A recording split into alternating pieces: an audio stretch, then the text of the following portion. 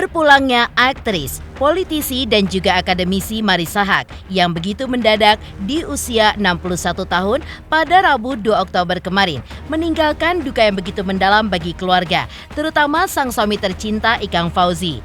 Selain Ikang Fauzi, tentu duka itu pun masih dirasakan oleh Cikita Fauzi, putri bungsu Ikang Fauzi dan Marissa Haque, di mana ia mengaku sangat terguncang. Lalu, seperti apa momen saat memandikan jenazah sang ibu yang masih terus lekat di ingatannya? Dan seperti apa ungkapan penyesalan Ciki ketika sang bunda pergi untuk selama-lamanya? Dan benarkah sebelum akhir hayatnya, almarhumah Marissa Haque sering membahas tentang kematian hingga hal itu pun membuat Ciki tidak nyaman? Di sisi lain, seperti apa pengakuan Isabella Fauzi yang merasakan moodnya yang kurang baik 1 bulan sebelum kepergian sang bunda, hingga hal tersebut seolah menjadi pertanda kepergian sang bunda. Kepergian sang bunda sangat dekat dengan hari ulang tahunnya. Lalu seperti apa rencana yang sudah disiapkan oleh Bella untuk merayakan ulang tahun ibunya tersebut? Dan bagaimana pula sahabat Ikang Fauzi yang tergabung dalam komunitas penggemar Ikang Fauzi juga pada saat malam pertama tahlilan yang hadir untuk mendoakan almarhumah Marissa Haque. Hingga mereka pun mencoba menguatkan idolanya itu. Lantaran saking kehilangannya sang istri, Ikang Fauzi pun mengaku tidak ingin lagi bernyanyi. Pemirsa, bersama Intens Investigasi, kami hadirkan kabar terkini, terpercaya, dan teraktual. Tetapi sebelumnya, jangan lupa untuk like, subscribe, dan juga share channel YouTube ini.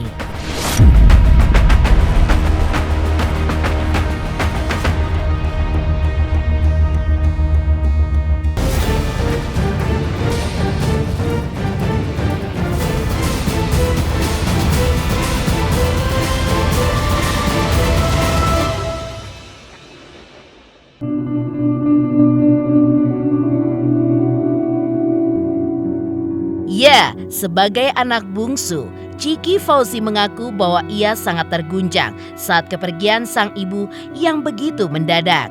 Hal tersebut dirasakan Ciki saat ia ikut memandikan jenazah sang ibu, di mana ia pun melihat jenazah almarhumah sang bunda terlihat begitu cantik, hingga membuat Ciki pun merasa kehilangan yang begitu mendalam.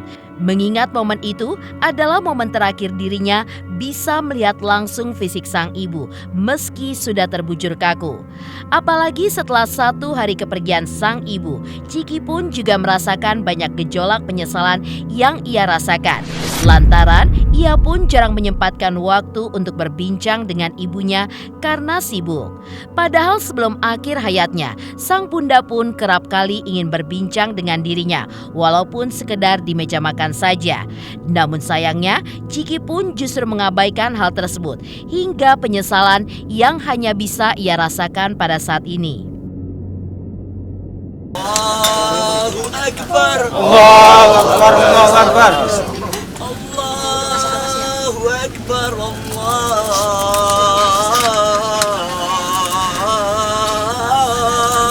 Allahu Akbar. Kasih gambar dulu mas. Pelan-pelan. Ya, satu lagi naik. Satu lagi naik. Wa ja'alna fiha jannatin min nakhilin wa a'nabin wa fajjarna fiha minal uyun. In antum illa fi dhalalin mubin. Fal yawma la tuzlamu nafsun shay'an wa khawful 'alim. Inna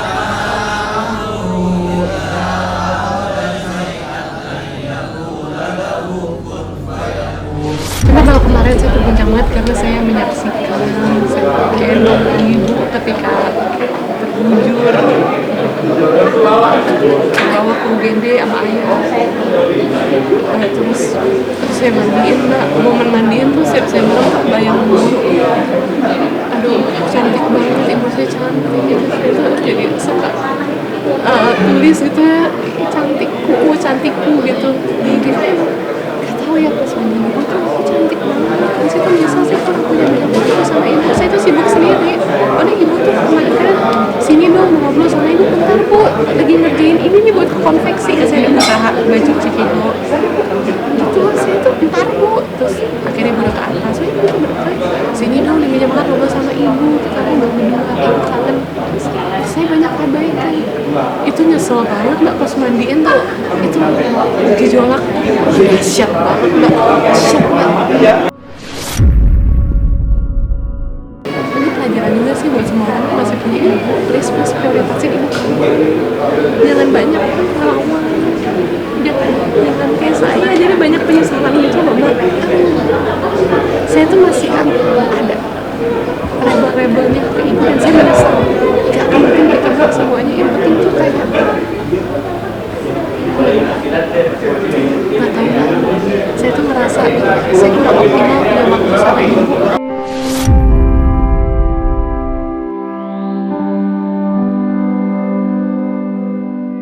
Selain itu, rasa penyesalan lainnya juga diakui Ciki ketika almarhumah yang mencoba untuk membantu mempromosikan bisnis fashion miliknya. Namun, hal itu pun justru ditolak oleh Ciki. Ya, sebelum sang ibu menghembuskan nafas terakhirnya, di hari itu, almarhumah pun sempat menawarkan Ciki untuk turut serta mempromosikan brand fashion milik Ciki lewat media sosial almarhumah. Tapi sayangnya, di saat sang ibu berbincang dengannya, Ciki pun justru langsung menolak tawaran sang ibu. Dan usai mendengar penolakan itu, almarhumah pun ditemukan sudah tidak bernyawa di kamarnya. Hingga hal itulah yang membuat penyesalan bagi Ciki. Mengapa ia tidak mengiyakan permintaan baik bundanya itu? Padahal menurut Ciki, dirinya juga membuat brand fashion tersebut demi sang ibu bisa memakai brand miliknya saat mengajar di kampus tempat almarhumah mengajar. Omongan terakhir saya ke ibu yang saya nyesel, enggak abu Pak gitu. Saya ini mulut nih, jadi ibu saya tuh kan salah satu alasan saya bikin brand Cikigo ya, pengen bikin yang lucu-lucu biar ibu bisa pakai gitu, manja macam-macam. Saya bikin hijab square karena saya kan biasanya pakai pashmina instan gitu, itu biar ibu bisa pakai. Saya bikin yang Palestine series, ada gambar Palestina, Aqsa gitu-gitu, ibu pakai. Dan itu di salah satu reels yang kata mahasiswa ibu viral, ibu cerita tentang ilmu, amal jariah gitu-gitulah. Ibu pakai scarf abu-abu Palestina, itu saya bikin. Terus ibu upload di IG-nya, ibu collaboration sama Cikigo, brand saya. Ada ibu itu collaboration di approve ya gitu. Terus aku udah lihat sekilas lagi nyetir tapi nggak lihat full video. Terus aku bilang enggak, aku nolak. Gara-gara ya layout emak-emak gitu loh, kan gimana ya. Tapi akhirnya aku approve sih, gak banget dan aku nyesel. Itu di hari kejadian? Iya. Baru berarti? Iya, saya ngobrol di bawah pangga. Ibu atas, ibu mau istirahat. Habis itu tidur baca Quran. Itu kata gimana saya? Ya Allah. Ya, wah pas saya tahu ibu, yang pas saya bawa ke UGD udah tinggi gitu. Hal pertama yang saya lakuin, saya accept collaboration di akun Cikigo. Itu, aduh ya Allah. Sedih banget sih mbak. Cuma gara-gara estetik dong saya nolak. Padahal ibu bikin itu kayak karena seneng pakai bikinan saya. Ya saya bikin produk-produk supaya kan buat ibu pakai ngajar gitu.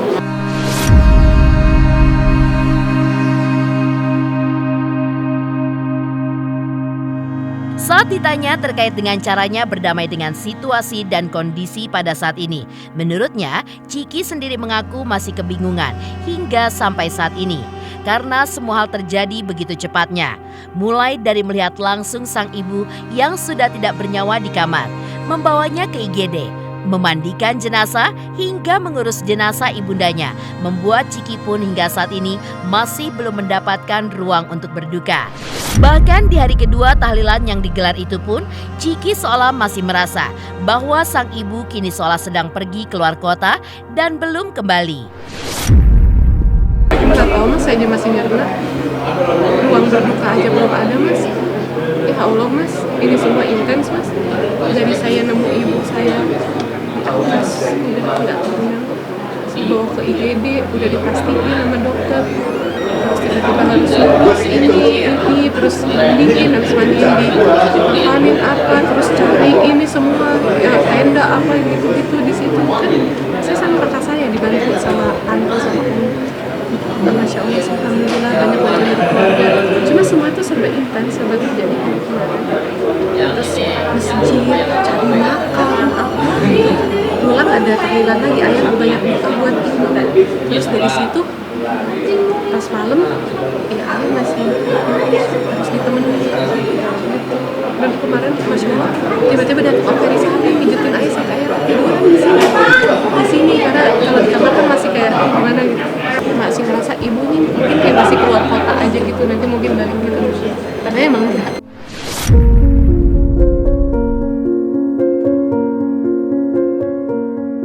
Selain itu, Ciki pun juga mengungkapkan bahwa sebelum ibundanya meninggal dunia, belakangan ia pun banyak membicarakan hal-hal yang berhubungan kematian.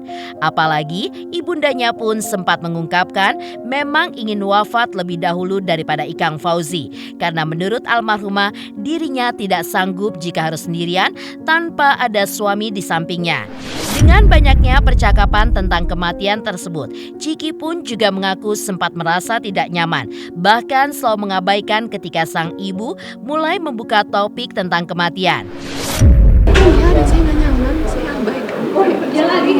Ya sekitar 2 minggu, saya nyaman banget pembahasan kayak di family terus pengen meninggal lebih dulu dari ayah. Saya nggak tahu kalau ibu ayah yang meninggal duluan gitu. Terus kayak misalnya ke kakak nanti udah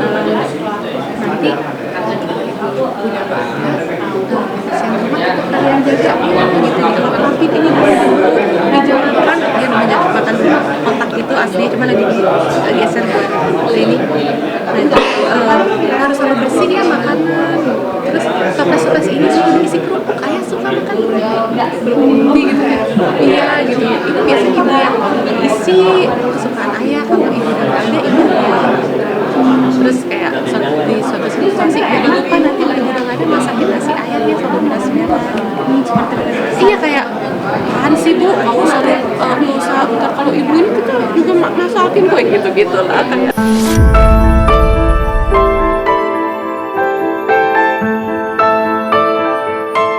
Lalu, seperti apa pula Isabella Fauzi yang mengaku bahwa 1 bulan sebelum kepergian sang bunda, ia pun merasakan moodnya kurang baik. Hingga hal tersebut seolah sebagai pertanda. Kepergian sang bunda memang sudah sangat dekat dengan hari ulang tahunnya. Lalu, seperti apa rencana Bella bersama ibunya untuk merayakan ulang tahun almarhumah ibunya tersebut?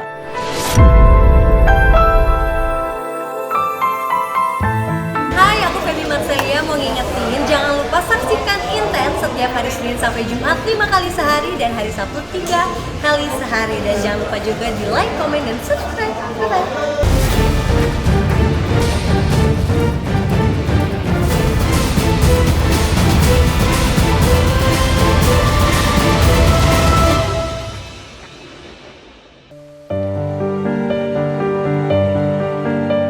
Selain Ciki Fauzi yang mengaku merasa terguncang dan merasakan penyesalan di saat sang bunda wafat, Isabella Fauzi, anak sulung Ikang Fauzi dan almarhumah Marissa Haque, juga mengaku bahwa 1 bulan sebelum kepergian almarhumah ibundanya, Bella pun sempat merasakan mood yang kurang baik. Namun, Bella tidak mengetahui firasat apa yang akan terjadi. Dan setelah kepergian sang bunda yang begitu mendadak pada Rabu kemarin, Bella pun akhirnya menyadari bahwa firasat kurang baik yang ia rasakan beberapa waktu belakangan itu adalah sebuah pertanda bahwa ibundanya akan kembali ke pangkuan sang Halik. Apalagi kepergian sang bunda sudah sangat dekat dengan hari ulang tahunnya.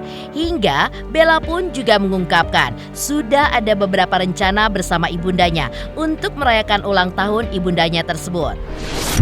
Saya sendiri juga sebenarnya sebelum ibu meninggal tuh moodnya tuh dalam sebulan terakhir ini kayak udah nggak enak gitu. Aku nggak tahu firasat apa, mungkin ternyata ini firasat kalau ibu tuh mau pergi kali ya. Cuman kan pada saat sebelum kejadian kan aku nggak ngerti itu apa. Aku mikirnya ini mungkin mau haid aja kali, mau haid jadi saya punya mood tuh hancur gitu. Jadi pada saat kejadian tuh aku baru ngerti gitu, oh apa ini ya pertanda ibu mau pergi ya, makanya aku dibikin sebulan terakhir nih mood aku nggak enak gitu. I don't know. Ini mungkin pada saat kejadian tuh aku kayak udah nggak lebih siap juga sih, nggak siap gue sebenarnya. Cuman mungkin orang-orang saya bilang kalau tabah banget sih Bel, aku nggak tahu ya. Ya beda-beda aja orang memprosesnya gitu. 15 Oktober itu tadinya Ciki udah ngerencanain, ayo ibu ntar pas ulang tahun aku traktir ya di ada restoran Azerbaijan di daerah Bintaro. Kan kemarin aku sama Ciki kan meeting di situ, terus kayak restorannya lucu ya, kayaknya ayah ibu kalau diajak sini seneng deh gitu. Mau ngasih surprise tadinya? Dia udah tahu, jadi kita udah merencanakan malah, karena kan kadang kalau orang tua ulang tahun kan kita makan-makan yuk gitu, itu kan ya sama lah kayak keluarga, kebanyakan kita yang pengen celebrate aja keluarga gitu. Ibu juga udah sempet tahu, Ciki udah sempet sounding gitu pas sebelum dia meninggal ya, nanti ya pas ibu ulang tahun ya kita makan-makan di situ gitu. Cuman ternyata ya mungkin Allah pengennya ngerayainnya sama gue aja gitu kali ya, jadi dipanggil duluan deh sama Allah gitu. Iya nanti kalau ngerayain juga ya bertiga aja, nggak ada ibunya udah nggak ada gitu. Kaget, sangat amat kaget, karena saya tahu bahwa dia begitu sehat. Minggu lalu saya baru ketemu sama Ikang dan anaknya Bella, jadi dengar itu sempat saya bilang salam ya buat Ica-nya lagi keluar kota gitu. Jadi nggak pernah dengar dia sakit, yang kita tahu dia sehat, tiba-tiba ya Allah punya rencana ya. Kita semua juga lagi antri. Kita semua doakan yang terbaik untuk almarhumah, insya Allah husnul khotimah ya.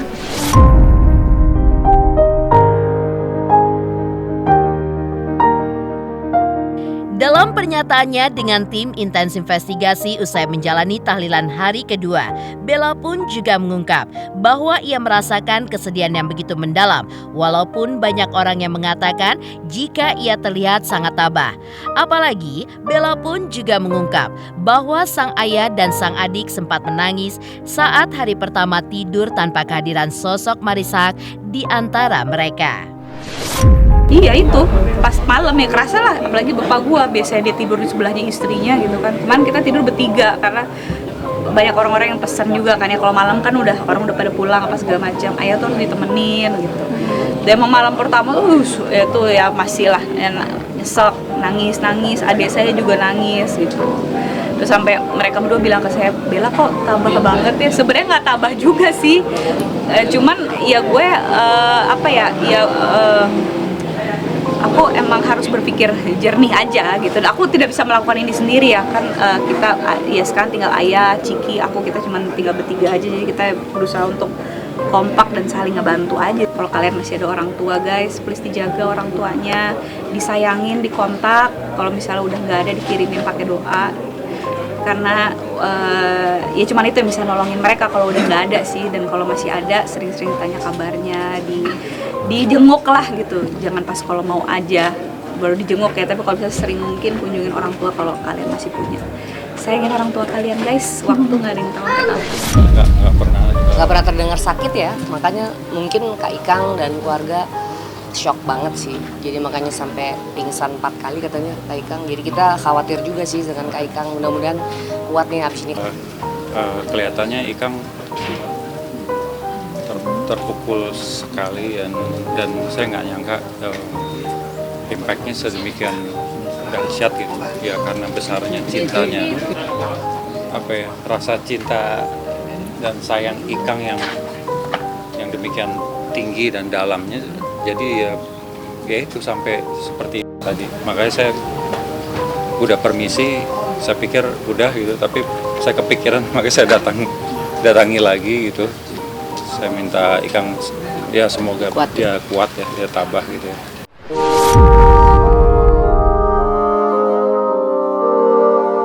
Lalu seperti apa pula sahabat Ikang Fauzi yang tergabung dalam komunitas penggemar Ikang Fauzi yang hadir untuk mendoakan almarhumah Marissa Haque, hingga mereka pun mencoba menguatkan idolanya itu. Lantaran saking kehilangan sang istri, Ikang Fauzi pun mengaku tidak ingin lagi bernyanyi.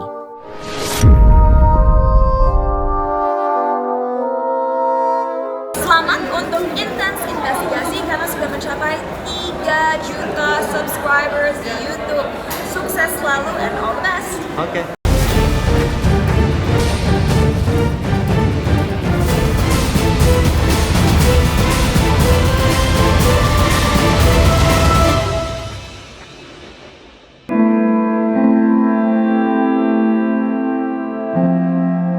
Ya, meninggalnya Marissa Haque memang membuat para sahabat dan penggemarnya pun merasa kehilangan.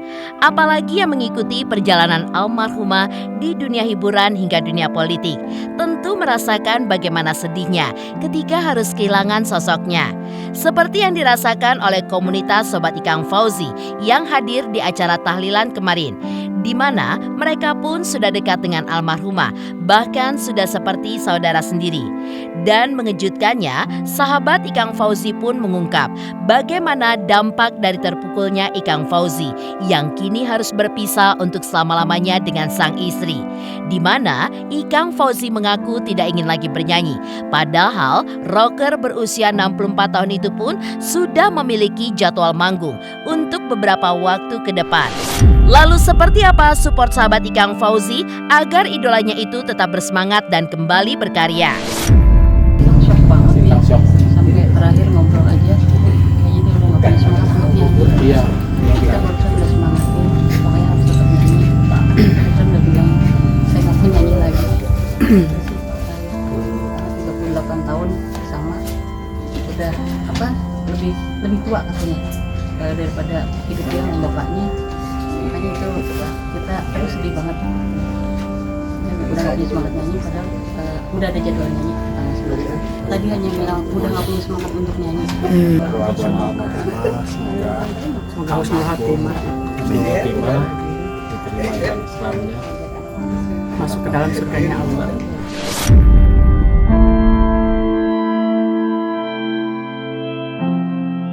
Demikian pemirsa, kabar terkini, terpercaya, dan teraktual yang kami hadirkan hari ini.